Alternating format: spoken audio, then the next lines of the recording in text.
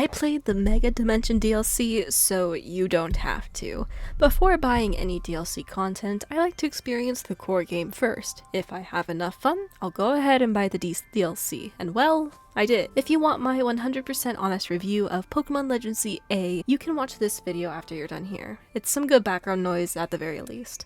Going into the DLC, I only knew a few things. We'd meet Ansha and Corinna to make donuts, and with those donut powers, we get to go into Hyperspace Lumiose. I read some comments about this feeling like a concrete jungle gym, and yeah, I'll get to that. Much like my main Legends ZA review, my goal is to give you the angle so you can decide for yourself if you want to buy the DLC. I'm not here to change your opinion on the game or the DLC, but rather give you the tools needed to make an informed decision. This will also not be spoiler free, and any footage I use will be credited in the description. Let's go. I'm jumping right into the story because, well, there's not much of one. You meet Ansha right away, and she wishes for Team MZ to aid her in making donuts.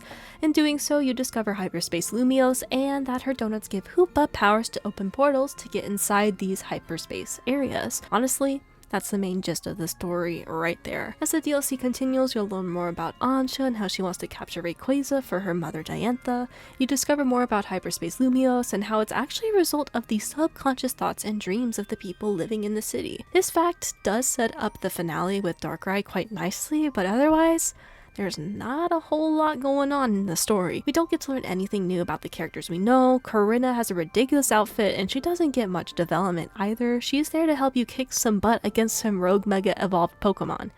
Oh yeah, did I forget to mention that you're fighting rogue mega Pokemon again? The gameplay loop is what you do in the original Legends ZA base game, but with extra steps, and it honestly feels worse. I don't know if it's because I've already repeated this game loop numerous times in the base game, or if it's the janky nature of the Hyperspace Lumiose. My Pokemon were getting stuck on scaffolding far more often, and there were plenty of times I'd instruct my Pokemon to hit something, and then they would just run in the opposite direction. The purpose of Hyperspace Lumiose is to encounter new Pokemon, fulfill side missions similar to the ZA Royale, and collect berries. These damn berries, I tell you. The better the berry, the better the donut Ansha can make. You'll encounter hyperspace berries, which are the inverted colors of the normal berries you likely already have a bunch of in your pocket. If you want to get anywhere in the higher level pockets of space, you'll be forced to use only hyperspace berries. I wouldn't have much of a problem with this if they were more plentiful to acquire.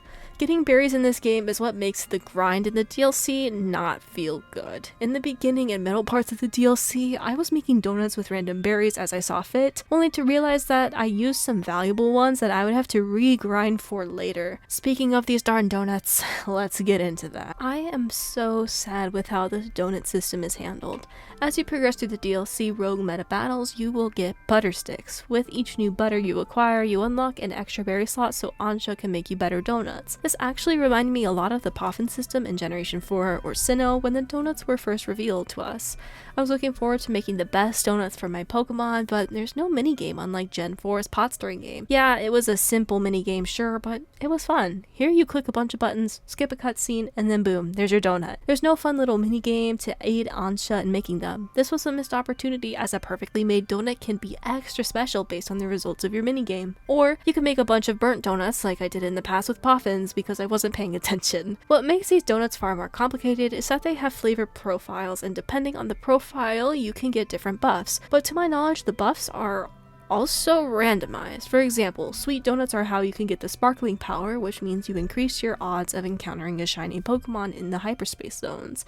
However, you can make the sweetest donut possible and roll into different buffs that aren't the sparkling power. It's not guaranteed, so you're fighting an element of RNG as well. Then, once you beat the main storyline with Darkrai, you will unlock the ability to obtain legendary Pokemon. You must earn enough survey points and make these special donuts. These special donuts have a strict flavor profile requirement, and you'll need a lot of the good berries to make them. You know, my brain is already fried enough from my semester, so I was absolutely useless when it came to trying to figure these donuts out. I just looked them up. I'll link the page I use in the description below. For the other donuts you'll typically be using, I simplified them in my brain as such. Sweet, shiny Pokemon and alpha power. Sour, get more drops from Pokeballs like berries. Spicy, more attack. Bitter, better defense, fresh, more Pokemon, and better catch rates. I don't know if that's entirely accurate, but that is how I broke it down in my brain. The donuts you'll likely want to make the most of are the sour and the sweet donuts. However, we also have a factor in the amount of stars and calories. Yeah, did you think you'd be counting calories in a Pokemon game? The more stars your donut has, the higher level your Pokemon will be. In Hyperspace Lumiose, all of the Pokemon are above level 100,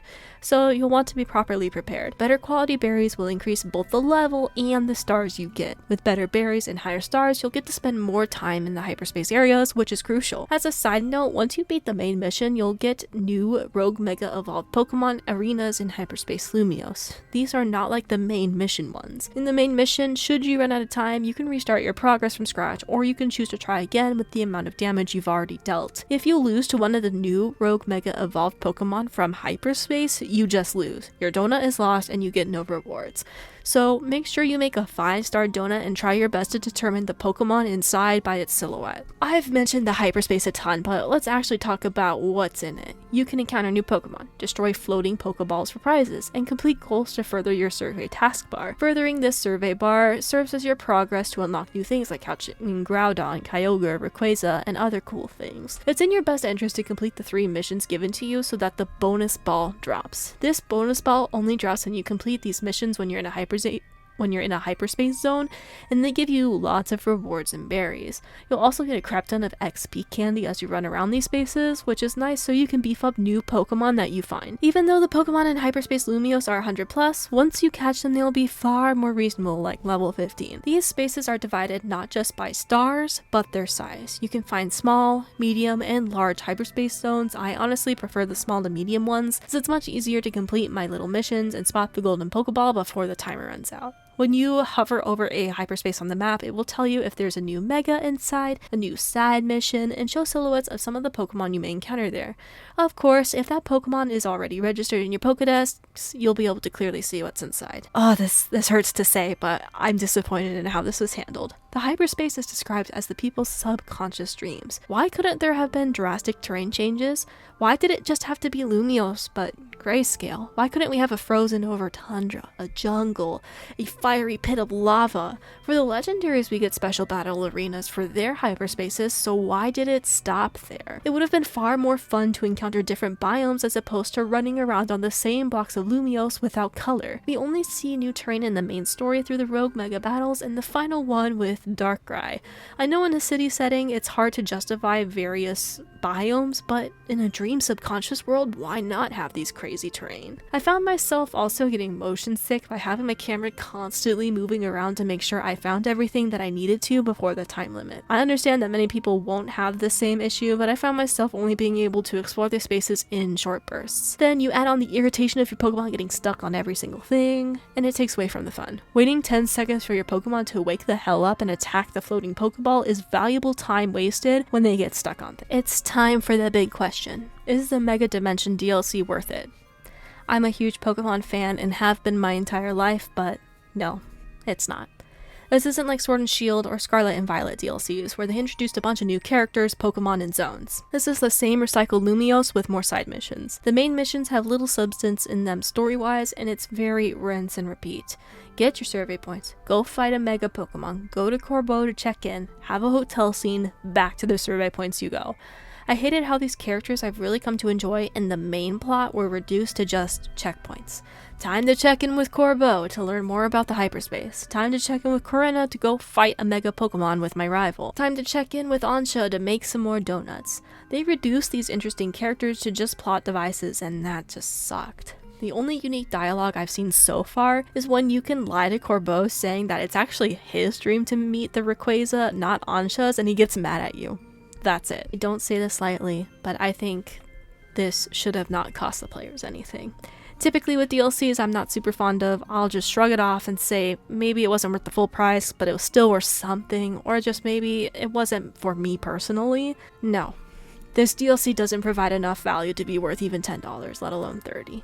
Will I have fun exploring? Sure, but it's not $30 worth of fun, which is a big bummer. Scarlet and Violet had 2 DLCs, and while they do have their flaws and a price tag attached to them, they introduced one of my favorite modern day characters with Kieran. It had story development, and it was far more than just a new zone with new Pokemon.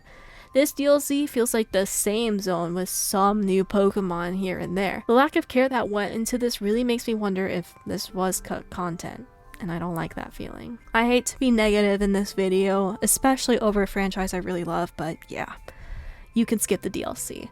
If you are really curious as to what it's about and you want to know what happens, I would just recommend watching a playthrough on YouTube or finding a live stream that you might enjoy. Keep your hard-earned money. I struggled between going into more depth in this video about my thoughts, but I don't want to waste your time, so I stuck with what I felt were the highlights. Thank you so much for watching, and if you do want my review on the full game that's a bit more positive, you can watch that video next. If you enjoyed, please leave a like and consider subscribing. I talk about gacha games a lot, and in my short series, I have 2 different Pokemon series running right now. I think you might enjoy it. I hope to see you in the next one.